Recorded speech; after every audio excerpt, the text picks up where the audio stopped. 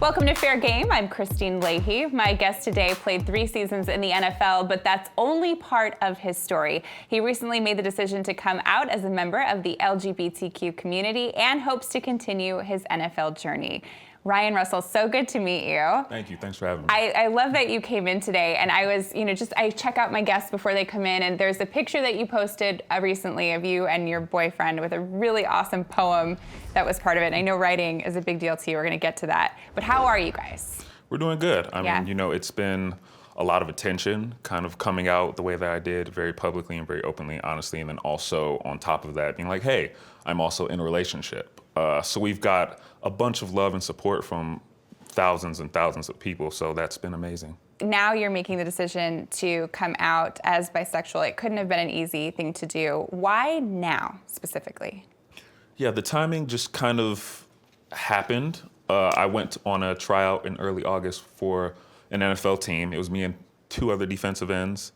And the trial was great. It went well. I did all that I could. The team at the time had expected a player to be out longer than they were. That morning, they found out that the player's injury wasn't as long-term as they thought it would be. It was just like a minor ankle sprain. So they're like, we're not, we don't need an extra body right now. He just needs a couple days and he'll be back. But I got to meet a lot of great people. I got to meet John Lynch and a lot of guys in the office there. And they just reassured me that I belonged in the NFL and that I was one of the best candidates at the tryout, and that if things, had went differently, they would love to sign me. And if anything came up in the future, they would love to sign me. And that, as great as it was, and as exciting as it was to hear that, just being out last season with my shoulder injury and everything that happened, it just kind of reaffirmed everything that I knew in my soul to be true of me as a football player. Okay. But along also came the thought that now I might have to kind of go back in the closet.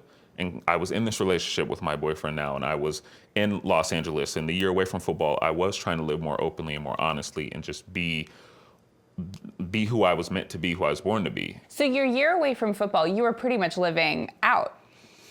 Just no one nationally knew or the media didn't know, but you were really living your life the way you always wanted to. Yeah, in a sense. I mean, my boyfriend and I couldn't post pictures on Instagram, things like that. My close friends and my family knew. Okay. And I was living freer than I've ever lived, in a sense. But also, there's little stuff that you just also want to be able to do with your partner, even in your own love life and with yourself and loving yourself and taking care of yourself. And in football, it's not that I couldn't do that, I just never did. I was so focused on just sports and athletics, as you should be, but I thought that I kind of had to sacrifice romance. I kind of had to sacrifice a love life. I kind of had to sacrifice self-care in a extent of away from just the physical manifestation of it. So yeah, I did a lot of growing in that year away from football, and I honestly believe that all that would make me a better football player today. Yeah, one of the things athletes always say is when they get in the groove, it's because they can play free, and when they don't have anything else kind of going on in their mind. I imagine that would be a pretty big thing to know you're having this in your mind. And your ability to play football is probably even better now because you can really be free, right? For sure. The first thing that I want to wake up and think about during the season is football. Not having to hide or not being worried about being found out or, and also the media and kind of the common perception of it is that sexuality can be a distraction. And as a young player, I didn't really know the ins and outs of the NFL. I didn't know how strong the media monster could be or how much the word distraction really, the weight of that word and the realness of that. And after being in the league for 3 years, I realized, distractions are everywhere. Distractions are unavoidable. It's really down to a team and how the individuals in the organization kind of handle it in-house. And I've been a part of some great organizations, the Dallas Cowboys, the Tampa Bay Buccaneers. I was with the Buffalo Bills for a while.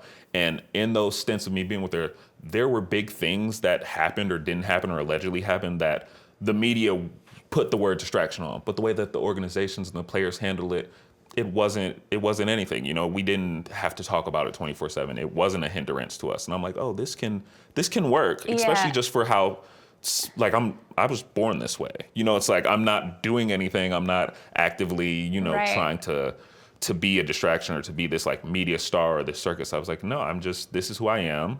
the This is questions true. will come, and we will navigate them together as an organization and go play football. Well, it's interesting you bring that up because back when Michael Sam was drafted and Tony Dungy said that it would be a distraction in the locker rooms, but I thought the same thing. You look at the locker rooms, guys who are getting fined for drugs, or they are fighting with each other, or they're not showing up for practice, or they're holding out. Like, those seem like distractions to me. Why do you think it would be a distraction because of your sexuality? I just also believe the unknown is kind of the scary part, and we want to kind of put distraction on something just because we don't know. There hasn't been an openly LGBT player in the NFL. So no one really knows what would happen. We can all sit here and assume it'll be a media hailstorm. It'll be the players won't mesh or whatever it is, but it's never happened. It's all honestly just our assumptions and our thoughts, and we're kind of planning for worst case scenarios. And I wish Michael Sam would have had an opportunity to play an active game in a regular season NFL game, because one, was an amazing talent, and two, I think the NFL is more ready than maybe the media would make it seem, or maybe anyone would make it seem. Interesting. Okay, so in the locker room, I mean, I've been in locker rooms. It's a very testosterone-filled place. Yeah. Obviously, your teammates never knew, right, that you were into men or bisexual. They didn't know that, right? No, I had 2 teammates I confided in my whole time really? in the NFL. How did they handle that? It's great. It was great. They said that they just accept me for who I am, and they value me as a person, and that doesn't change that. Did you ever, when you were in the locker room, hear talk or conversation that would make you think, oh, maybe I don't want them knowing? Not necessarily. A lot of locker room talk during the season, of course, is about the season. We talk sports. We might talk basketball, Warriors and Cavaliers, that type of thing. Guys talk about their families. There's a little bit, especially with just the big emphasis on social injustice that's been happening. There's some of that talk too.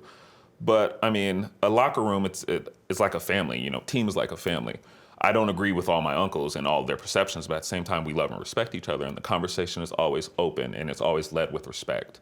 And any conversation that was had in the locker room about sexuality was always respectful, and it was never, it never made me feel bad about who I was. The whole point of me not coming out, honestly, was just my own internal journey, where I was with my sexuality and with just my self-image and how I loved and perceived myself. But the locker room, no, the locker room is probably one of the safest places I've ever been, or even felt safe.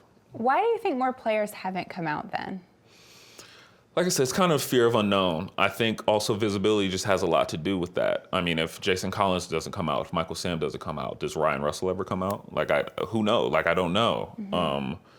So it's kind of just also just being visible. Someone has to be the first one. And, there's been retired players that have come out. There's been Michael Sam came out as he's trying to enter the league. Now I'm, making a comeback in the league, but not on a team, and I'm coming out. There's steps, there's a level, there's a process. And like I said, coming out is such a personal thing too, just where you are mentally, where you are spiritually, and where you are with your own sexuality. And then, your family and your friends play a part in that, and accepting and loving you and giving you that courage to step out there. I just think there's so many layers to it. Oh yeah, of course. And then, of course, the media, like you said, just media, football, it's everything is just kind of escalated because you're on one of the highest platforms in the world. You get a spotlight on you, absolutely. I'm asking this because I'm curious. You're in a unique situation, right? You're literally the only guy that's come out as bisexual. If you look at the general population, the percentage of how many people are gay or bisexual, do you think that also applies to the NFL? I mean, the NFL is kind of the NFL is a representation also just of us as a nation, as a country, and as a body of people and as humans. So naturally, the numbers would say that there are. Like I said, no one has approached me. I've been very selective even with who I've told and the people that I've been in personal contact with in my own life, let alone in, a sphere of the NFL. The NFL is a business. And at the end of the day, I don't see a lot of people in any of their works, any of their places of work going in and being like, hey, I'm bi, who else in here, is, or anything like that. So, I mean, I have so much support just from my family and friends. And if anyone is seeking support or wants, my opinion or just wants someone to listen to, then I'm here and I'm open for them. Check out our YouTube channel, FairGame on FS1 to catch all the best highlights of our show. And don't forget to hit the subscribe button so you never miss an episode.